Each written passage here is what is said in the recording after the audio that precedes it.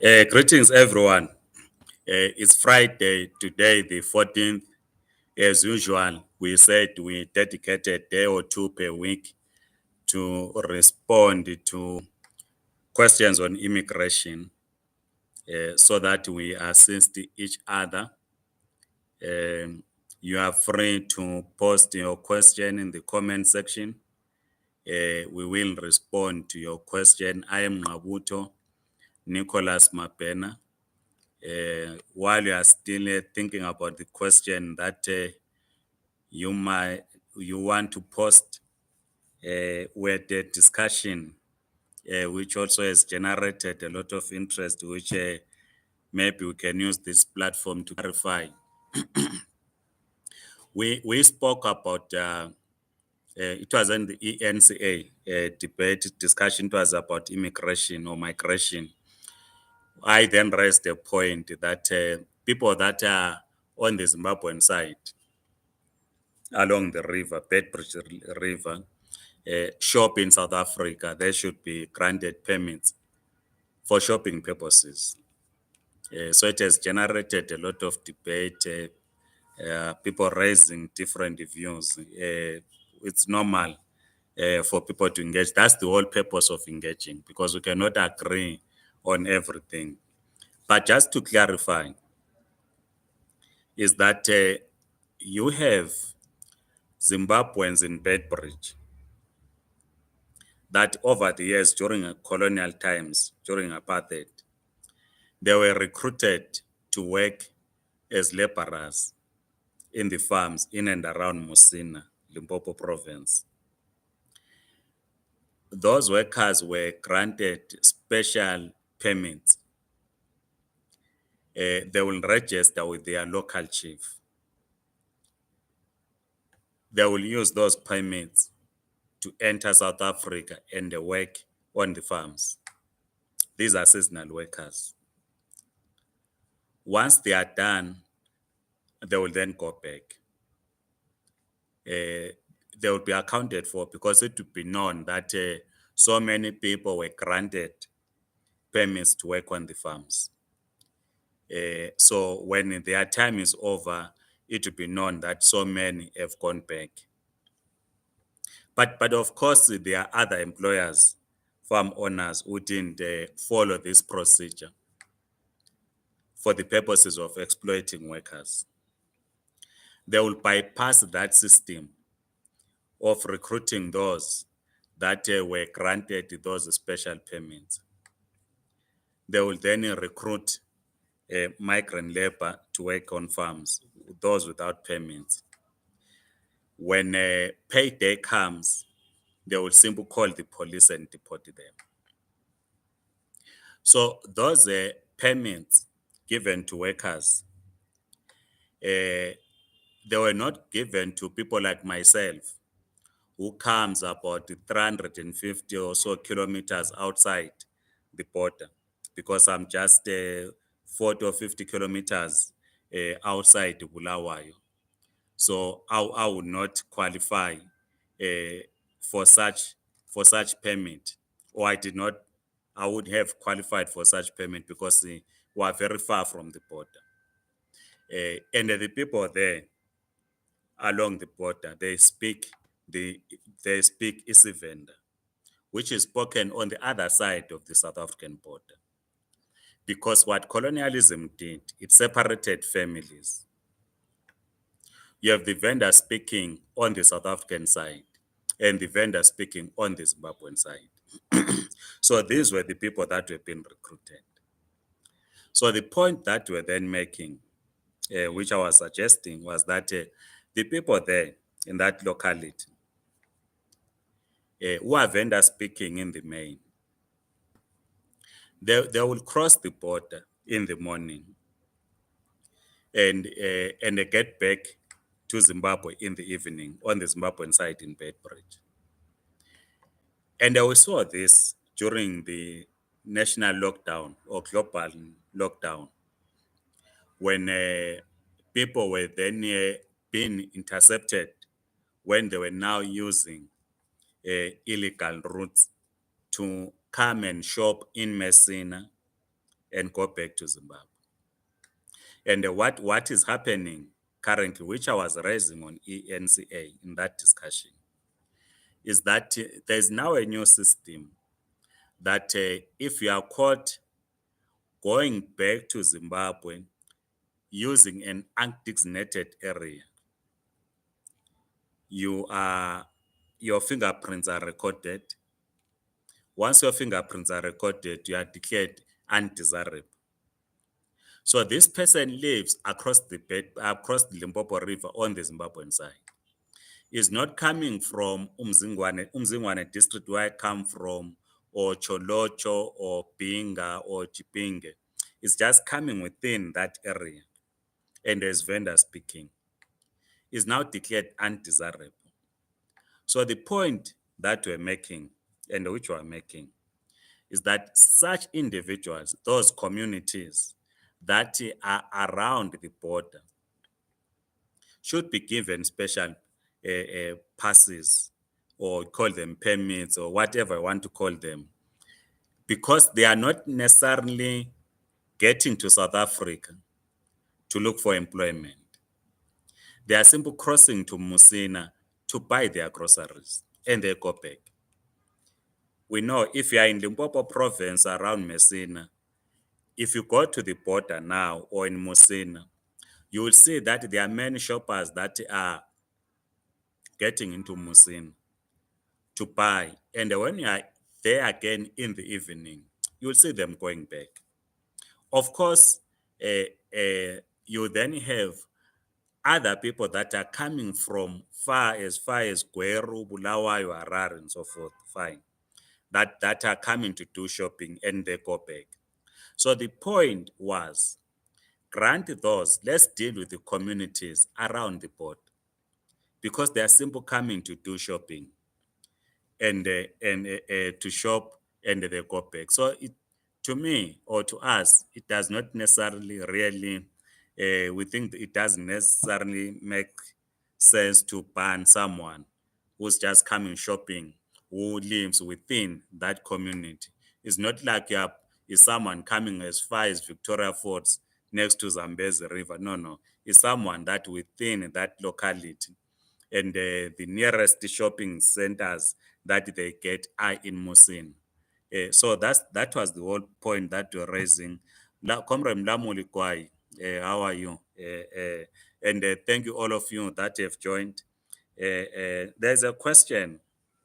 It's not necessarily a question, but it's a point that we need to explain. Like I said, keep on writing your questions. We are dealing with your questions so that we assist in clarifying certain issues. There's a comment here. This comment was written based on the video that we recorded, where we said the task team is going to clarify on the issue of waivers. And by the way, we're still waiting for a response. We will check on them on Monday on how far they've gone, and we will assist you if we get any feedback.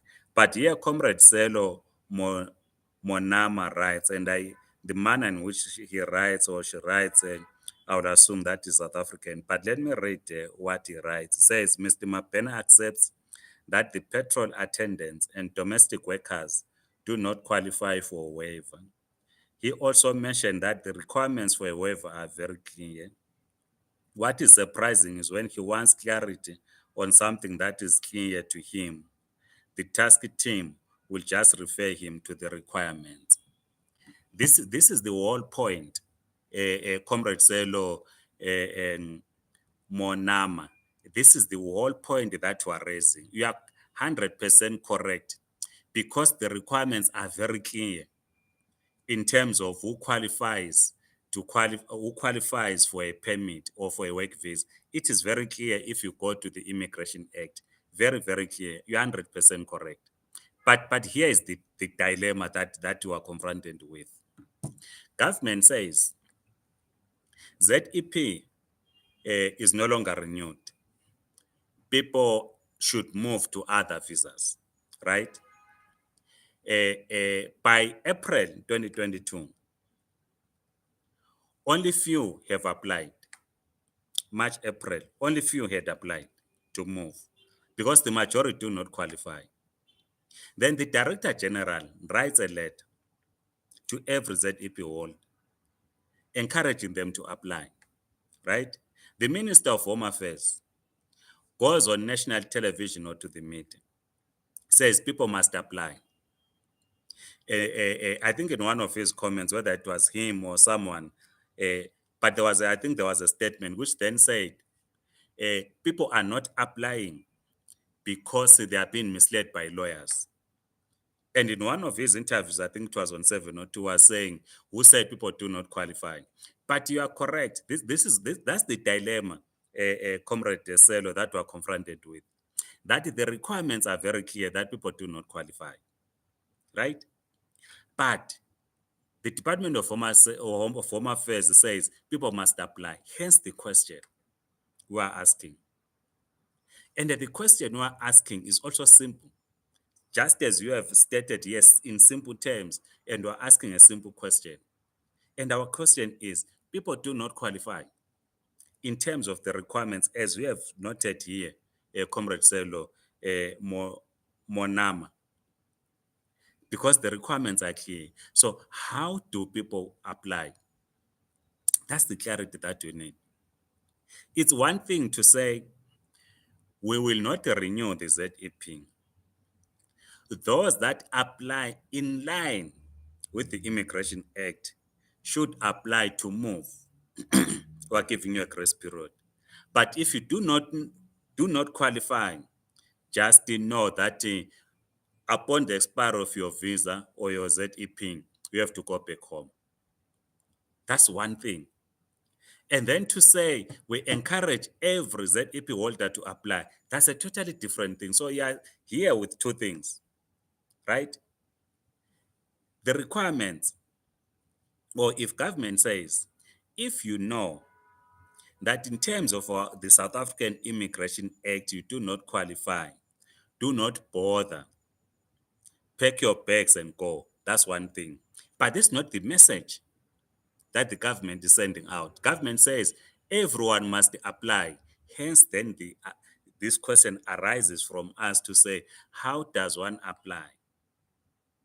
So you are correct. I also noted that you are supported by Comrade Monica Kekana, who then says, of course, using some things, it says educated things, Zimbabweans, but that's precisely the point we're making, that the people do not qualify, so we need clarity. Right, so thanks, comrades, those that have joined, Comrade Memories Band, Comrade Disponile Chuma, all of you, Comrade. Yeah, I'm scrolling through, trying to get another question. Here says, Comrade Nyasha Yobe says, "Hi Chief, I've got a different issue here. I do run a business that is a garden service. How as well do I apply for a waiver? I'm interested in partnership with a South African and have 9 workers under our name." 5 people responded to you. Unfortunately, I didn't read their responses. But Comrade Nyasha Yobe, again, that's also the issue that we raise, because when you're applying for a business visa, the requirement is that, in fact, the act was tailor-made for people that are coming from outside to do business in South Africa, not those that are already in South Africa.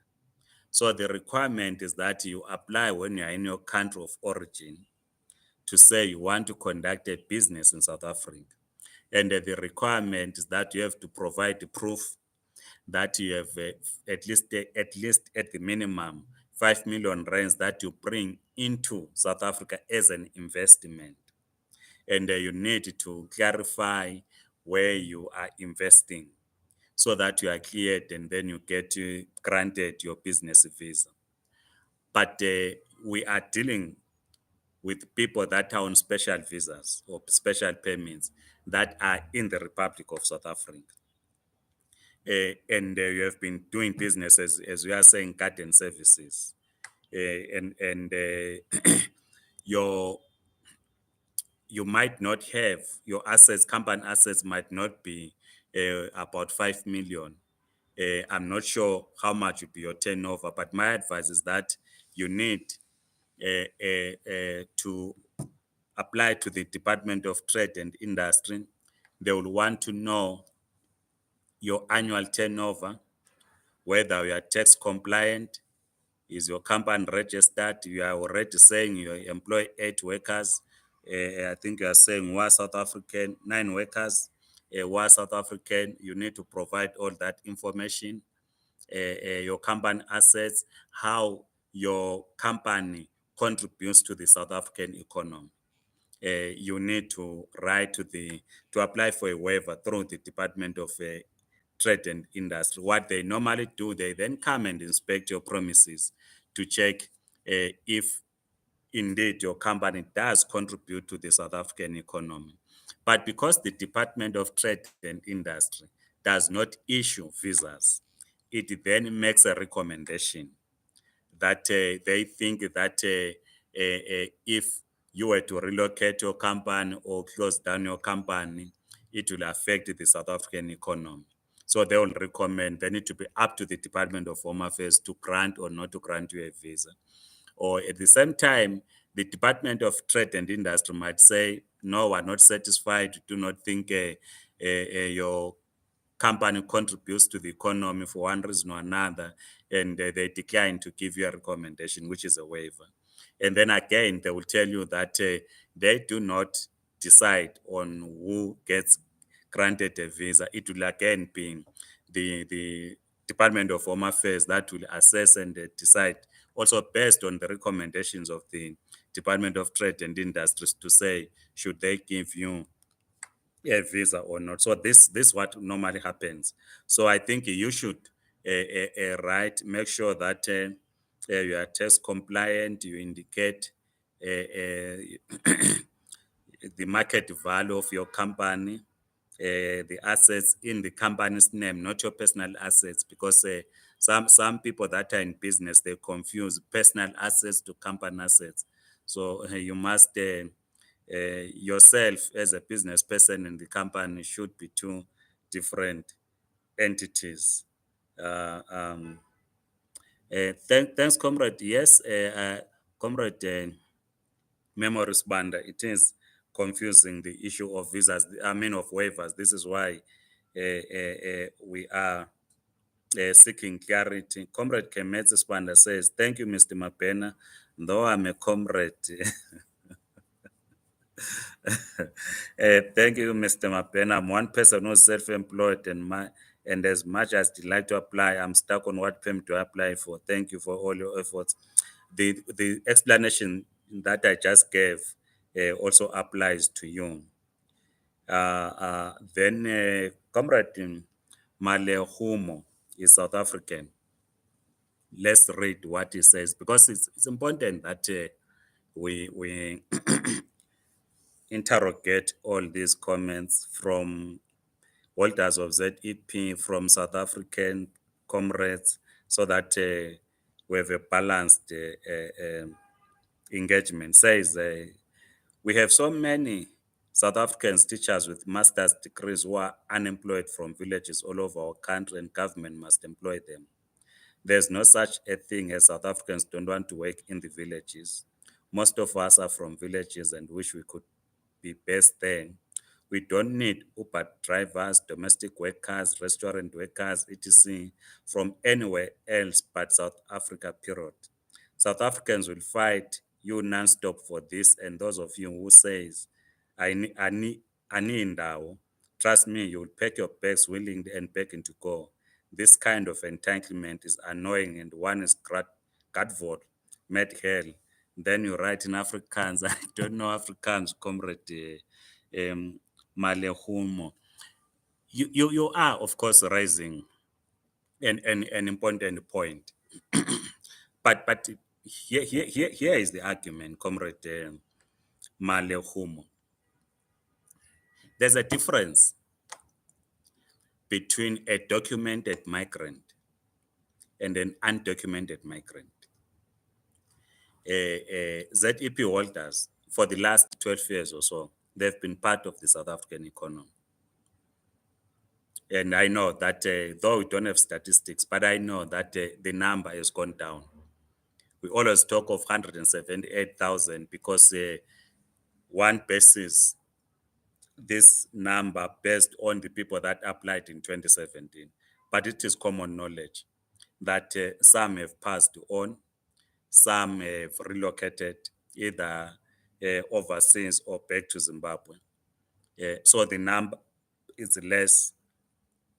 So, and we know that the granting of special permits contributed in fact, it was a step in eliminating abuse of workers by great employers. So the argument when we talk of ZEP holders who are already documented is different when we talk of those that are not documented. And we argue that there are many that work in South Africa who are not documented, right? And the focus is not on those. The focus is on those that are documented, who have been employed, and they are not being exploited, right? Because one would then argue, if one were to follow if one were to follow your comment to say someone works as a teacher who's on ZEP, as you are saying that even South Africans have no problems in working in rural communities, fine. If the person gets similar, which we are fighting for, benefits, right? Is a migrant worker, is documented, gets housing subsidies, just like any South African worker. Then the employer will not prefer a migrant over a South African.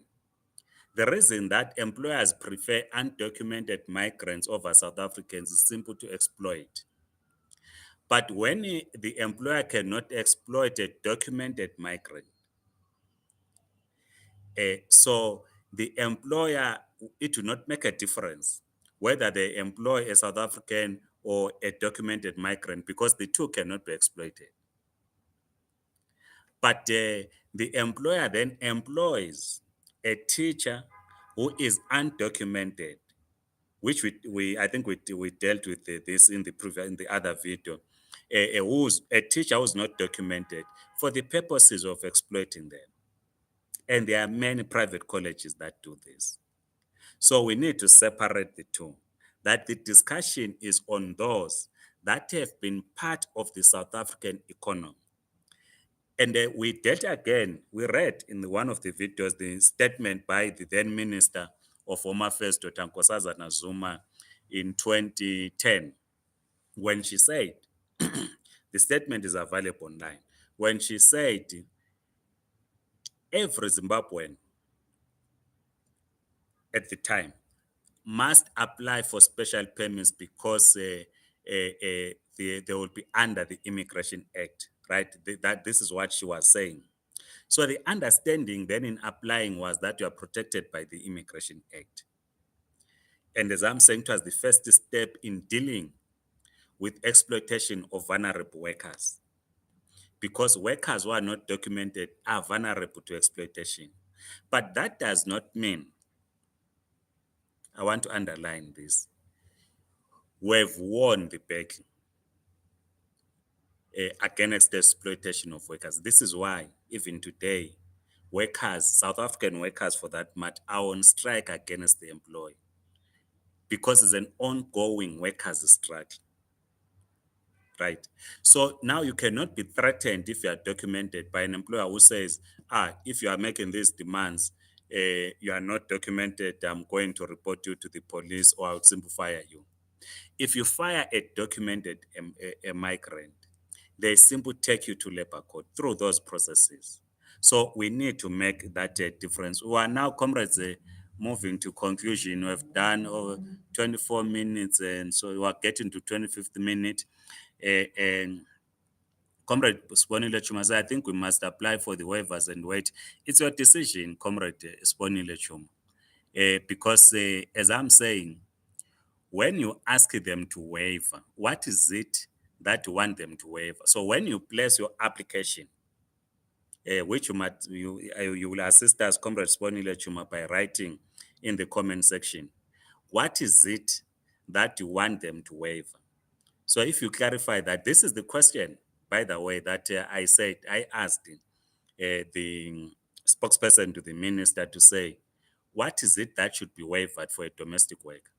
So you should assist us, Comrade Sponile Chuma, to say, okay, let's apply for a waiver and ask them to waiver this. It will guide us. I asked, by the way, even the Minister of Labor and Employment, Comrade Tulas Ngces, I asked him, I said, Chief, we're at the COSATU Conference. I said, Chief, how do you waive, what do you waive for a domestic worker? He could not answer because everyone is guided by an Immigration Act, right? Which the first Comrade Tiselo spoke to.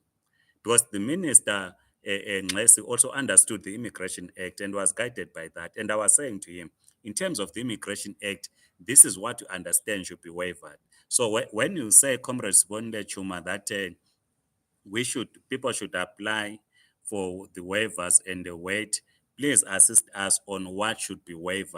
Then we take it from there. Comrade Tando Dube says, morning, Mr. Mapena. Comrade Tando, I'm a Comrade Mapena. I think they just want us to apply and they know very well that they will reject our applications, but they won't refund us in other ways. Says the hayi isindebele sakho mntakababa gama lelibhale mina liyangihlula ukulibala ngizoliyekela senziwe izilima with this what you are trying to say. Well, I don't know. Comrade Atmat Dube says, please try to get answers from the Home Affairs task team before the end of October. I want to apply for a waiver, but not sure how, as I'm in hospitality industry. Like I've said, that today is on Wednesday, right? I was with the spokesperson to the minister. We then wrote, as I explained in the previous video, to the task team that is receiving these applications. They have not yet responded. We're giving them the whole of this weekend. On Monday, we'll then get back to them to hear if they've an answer for us. Once they've an answer for us, we'll then communicate. Then Comrade MP Ram says, nothing confusing about applying and meeting the requirements for waivers and permits. Everyone knows if they meet the requirements. If you don't meet the requirements, then start packing your bags. Comrade MP Ram, thanks for that comment. But of course, Comrade MP Ram, as I explained, that if government says we are not renewing ZEP, everyone who does not qualify packs your bag and go. It's a clear message. But when you write to a domestic worker, a petrol attendant, an Uber driver, and say apply, and do not give clarity on how they should apply, it raises all these questions. Comrade Polite Dube says, thank you, Mr. Mapena. You are a true leader. I watched you last night. You were raising valid points. No, thanks, Comrade.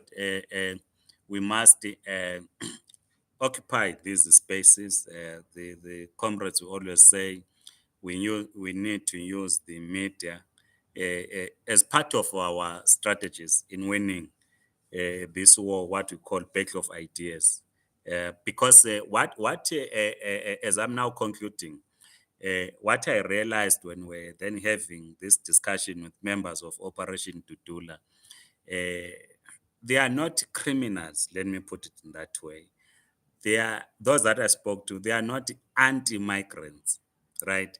They have genuine issues that they were raising with us after that recording. So we had meals together, drinks, and they had a long discussion. They perfectly understand our situation and we perfectly understand their situation. But it all comes into competition for legal resources.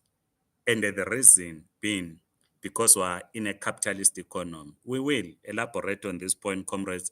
We're getting to 30 minutes. Otherwise, comrades, have a fabulous weekend. Remember that Liverpool won 7-1. We are playing Manchester City on Sunday. We are collecting our 3 points from them. We've buried what Arsenal did to us last weekend. Please have a great sporting weekend and let's support Liverpool, Kaizer Chiefs, and the Highlanders. Otherwise, please subscribe to this YouTube channel, like the video, circulate. Have a fabulous weekend. Goodbye.